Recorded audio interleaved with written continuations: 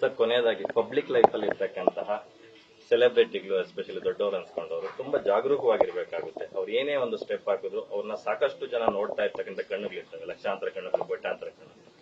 So ಈ ನಿಟ್ಟಿನಲ್ಲಿ ಒಂದಷ್ಟು ಜನಕ್ಕೆ ಒಂದು ಕಿವಿ ಮಾತು ಹೇಳೋದಾದ್ರೆ. ಸರ್, ಅದಕ್ಕೆ ನಾನು ತುಂಬಾ ಚಿಕ್ಕವನು ಸರ್. ನಾನೇ ಡೈಲಿ ಬೆಳಗಾದ್ರೆ ತಪ್ಪು ಮಾಡ್ತಾ ಇರ್ತೀನಿ, ಮನೇಲಿ ಬಯಸ್ಕೊತಾ ಇರ್ತೀನಿ. ಸೊ ಯಾರು ನಾವು ಸೆಲೆಬ್ರಿಟಿಗಳು ಅಂತ ತಕ್ಷಣ ಮಾತ್ರಕ್ಕೆ ನಾವು ಯಾರು ದೇವರಲ್ಲ, ದಯವಿಟ್ಟು ಆ ಥರ ಟ್ರೀಟು ಮಾಡಬೇಡಿ, ಆ ಥರ ಅನ್ಕೊಂಡ್ಬೇಡಿ. ನಾವು ಮಾಡೋದೆಲ್ಲ ಸರಿನೇ ಮಾಡಬೇಕು ಅನ್ನೋ ಅಂತ ಒಂದು ಪ್ರೆಷರು ನಮ್ಮಲ್ಲಿ ಹಾಕಬೇಡಿ ಆಗುತ್ತೆ. ಯಾಕಂದ್ರೆ ತಪ್ಪುಗಳನ್ನು ಮಾಡೋನೇ ಮನುಷ್ಯ, ಫ್ಲಾಪ್ಗಳು ಕೊಡೋನೇ ಹೀರೋ ಸರ್. ಕಲ್ಯಾಣ ಮುಂದೋಗೋಣ. ಓಕೆ, ಕಲ್ಸೋದಕ್ಕಲ್ಲ ಸರ್ ನಾನು ಬಂದಿರೋದು ಕಲಿಯಕ್ಕೆ. ಈಗ ವೇದಿಕೆ ಮೇಲೆ ಕಾರ್ತಿಕ್ ಅವ್ರಿಗೆ ಒಂದು ಒಳ್ಳೆ ಕಿವಿ ಮಾತು ಹೇಳಿದ್ರಿ, ಹೀರೋಗಳಾಗಬಾರ್ದು ಅಂತಕ್ಕಂಥ. ಹೀರೋ ಆಗಬಾರ್ದು ಅಂತ ಹೇಳಿಲ್ಲ, ಹೀರೋ ಆಗೋದು ಯಾವಾಗ ಬಿಡ್ತಾನೆ ಅವಾಗ ಹೀರೋ ಆಗೋದು.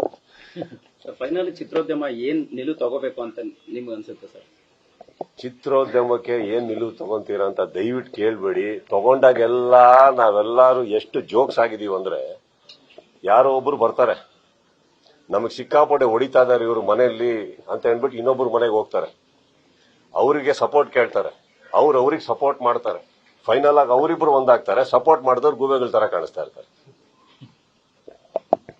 ಪಾಠ ಮುಗೀತು. ನಾವೇನ್ ಮಾಡ್ಬೇಕು, ಮನೆಗೆ ಹೋಗ್ಬೇಕು, ಚಾನೆಲ್ ಆನ್ ಮಾಡ್ಕೊಬೇಕು, ನಿಮ್ ನ್ಯೂಸ್ ನೋಡ್ತಾ ಇರ್ಬೇಕು, ಏನೇನ್ ಹೇಳ್ತಾ ಇದ್ರ ಅಂತ ನೋಡ್ಬಿಟ್ಟು ನಾವ್ ಏನೇನ್ ಮಾಡಬಾರ್ದು ಅಂತ ಕಲಿತಾ ಇರ್ಬೇಕಮ್ಮ. ಇಂಥದ್ರಲ್ಲಿ ನಿಲುವು ಬೇಡ.